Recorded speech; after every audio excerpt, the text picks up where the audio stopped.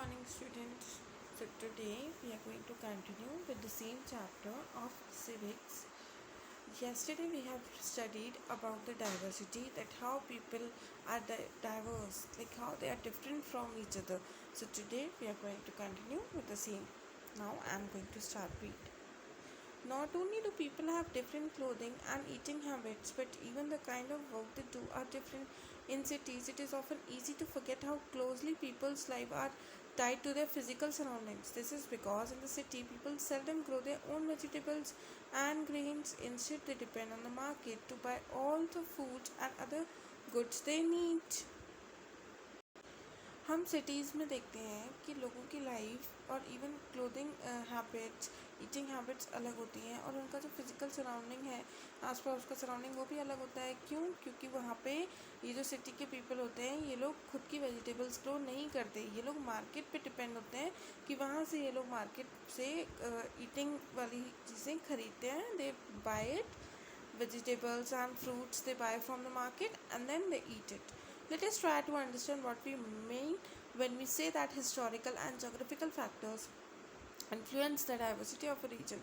We can do this by reading about life in two different parts of the country, Kerala and Ladakh. Now students, here the two different parts of our country is given, Kerala and Ladakh. Now we will study the story of the both. Ladakh. Now this is very important. Ladakh is a desert in the mountains in the east of Jammu and Kashmir. Ladakh कहाँ पे situated है? ये एक desert है जो कि situated है east of Jammu and Kashmir. Very little agriculture is possible here since this region does not receive any rain and is covered in snow for a large part of the year. There are few trees that can grow in the region for drinking water. People depend on the melting snow during the summer month.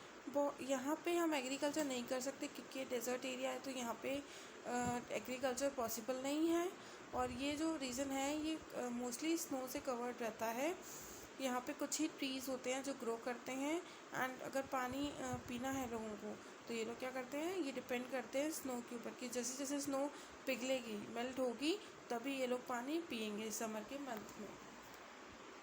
People here keep sheep, और यहाँ के लोग क्या रखते हैं? Sheep and goats. The goats in this region are special. अब यहाँ की गोट स्पेशल क्यों है? बिकॉज दे प्रोड्यूस पैशमिना वूल. पैशमिना एक वूल होती है, एक ऊन होती है, उसको पैशमिना वूल बोलते हैं. अब ये जो ऊन होती है ना, ये बहुत ज़्यादा कॉस्टली होती है. The people in the Ladakh carefully collect the wool of the goats and sell this to the traders from Kashmir. अब यहाँ के लोग, जो लद्दाख के यहाँ के लोग, जो पैशमिना वूल है ना, वो ट्रेडर्स को, व्यापारियों को सेल करते हैं कश्मीर के. पैशमिना शॉल्स आर चीफली वोवन इन कश्मीर. और ये जो पैशमिना शॉल्स होती हैं, कहाँ पे बनाई जाती हैं? कश्मीर में. The people eat milk and milk products like cheese and butter. यहाँ के लोग क्या खाते हैं? Meat and milk product like cheese and butter. Each family owns some goat, cows and dzos, yak cows. हर एक फैमिली के पास खुद की गोट्स होती हैं, काउज होती हैं, याक काउज होती हैं. हमने देखा है ना, ऐसे टीवीज़ में भी used to see याक्स.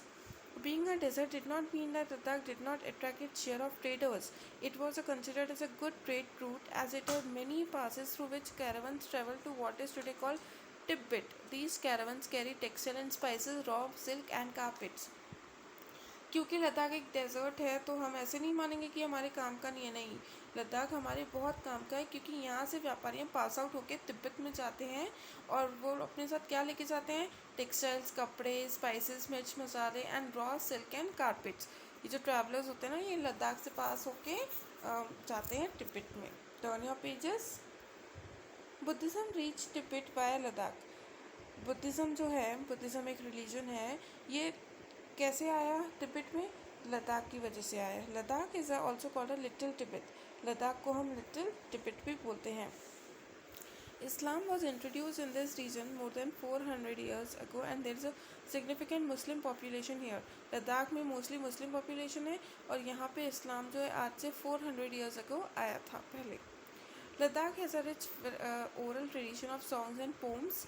Local versions of Tibetan national epic, the Kesar Saga, are performed and sung by both Muslims and Buddhists. अब यहाँ पे खुद का भी एक रीति रिवाज है लोगों की. ये लोग गाना, पोम्स वगैरह गाते हैं, और नेशनल एपिक है इनकी केसर सागा.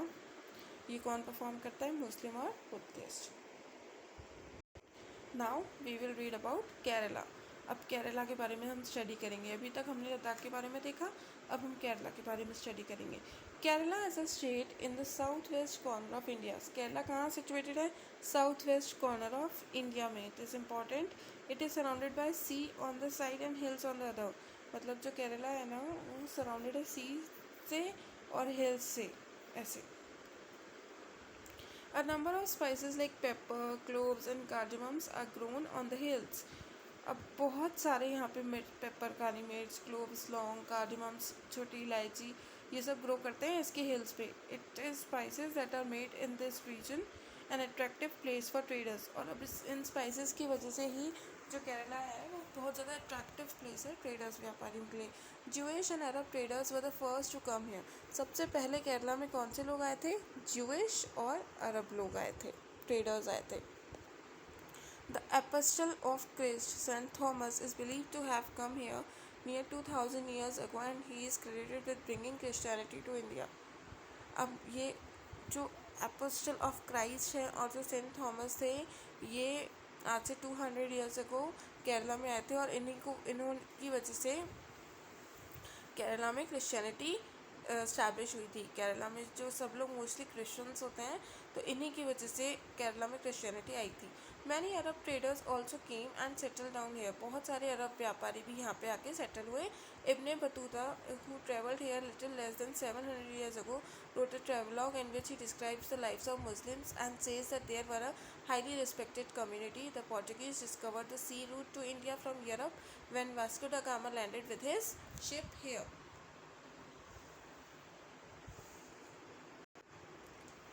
अब जब इब्ने बतूता यहाँ पे ट्रैवल किया तो उसने देखा, उसने अपनी ट्रैवलॉग में बताया कि मुस्लिम्स जो थे वो बहुत ज़्यादा यहाँ पे उनकी रिस्पेक्ट की जाती थी।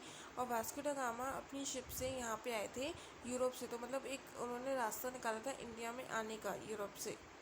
Because of all these various historical influences, people in Kerala practice different religion such as Judaism, Islam, Christianity, Hinduism and Buddhism. अब केरला में ये सारे रिलीजन प्रैक्टिस किए जाते हैं, जुडाइज्म, इस्लाम, मतलब यहाँ पे ये सारे रिलीजन मोस्टली हैं। The fishing nets use here look exactly like the Chinese fishing nets and are called cheena vala. जो फिशिंग नेट, अब मेनली केरला में सी है तो ऑब्वियसली बात है कि लोग फिशिंग करेंगे। तो जो फिशिंग नेट होती है ना, जैसे चाइना में होती है वैसे यहाँ पे होती है, उसको बोलते हैं चीना वाला।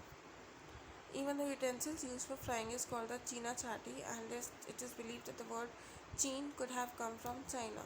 अब जिसमें ये लोग फ्राई करते हैं उसको, फिश को, उसको बोलते हैं चीना चाटी, और ये वर्ड जो है वो चाइना से ही आया है। The fertile land and a climate are suited to grow rice and a majority of people eat rice, fish and vegetable. यहाँ के बहुत सारे लोग क्या खाते हैं? चावल, fish and vegetables. Turn your pages. अब हम देखेंगे केरला और लद्दाख में क्या डिफरेंसेस थे और क्या सिमिलैरिटीज़ थी। While Kerala and Ladakh are quite different in terms of their geographical features, the history of both the regions has seen similar cultural influences. Both regions were influenced by Chinese and Arab traders. It was the geography of Kerala which allowed for the cultivation of spices, and the special geographical location of Ladakh and its wool that drew traders of these regions. Thus, history and geography are often tied in the cultural life of a region.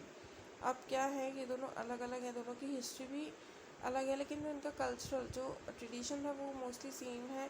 यहाँ पे दोनों जगह Chinese और Arab traders आए थे। केरला की जो geography है वो किस मतलब वहाँ पे ज़्यादा स्पाइसेस ग्रो करते थे, और लद्दाख में मेनली वूल ग्रो करती थी, पैशमीना वूल वी हैव सीन। तो तभी ये दोनों आपस में जुड़ी हुई हैं, कल्चरल लाइफ आपस में जुड़ी हुई हैं। Next we will continue in the next class. Till then, read it once again. If you are having any doubt, you can ask me.